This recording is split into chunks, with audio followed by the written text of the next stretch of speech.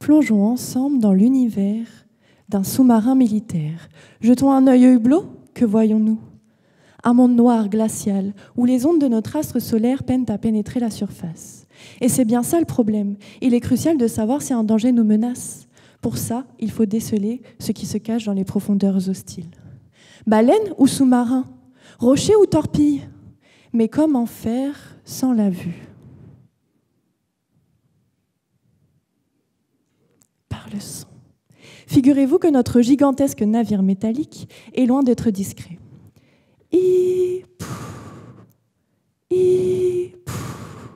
Mais par quel phénomène physique je peux l'entendre, le localiser et l'identifier? C'est simple, j'envoie une onde sonore au moyen d'un capteur et j'attends son retour. Telle une balle rebondissante, celle-ci va se réfléchir sur l'objet. Donc si elle revient à moi, bingo! Cela signifie qu'un objet se trouvait sur son trajet. Mais mieux encore, je peux déterminer de quelle armée le sous-marin provient. En comparant l'onde émise et l'onde reçue, je peux retrouver les fréquences de résonance de l'objet. Mais attendez. Qu'est-ce qu'une fréquence de résonance?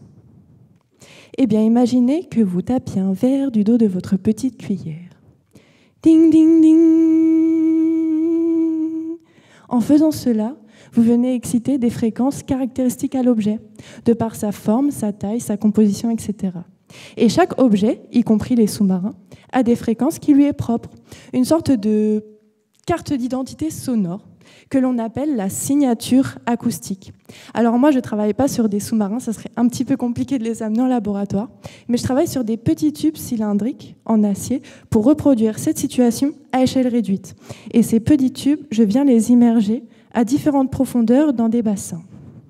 Une question se pose alors. Cette signature acoustique reste-t-elle identique lorsque l'objet descend dans les profondeurs? C'est ça l'aspect novateur de ma thèse. Comprendre comment est-ce que la surface de l'eau impacte les résonances de l'objet. Est-ce que ces fréquences vont-elles être plus aiguës?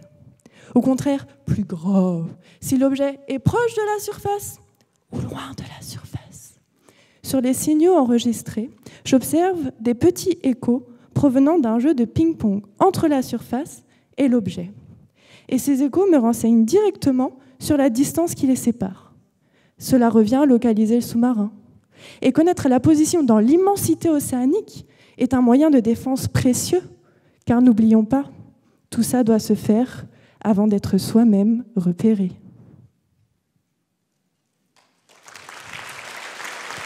Anaïs Perrin, que l'on peut applaudir. Merci Anaïs.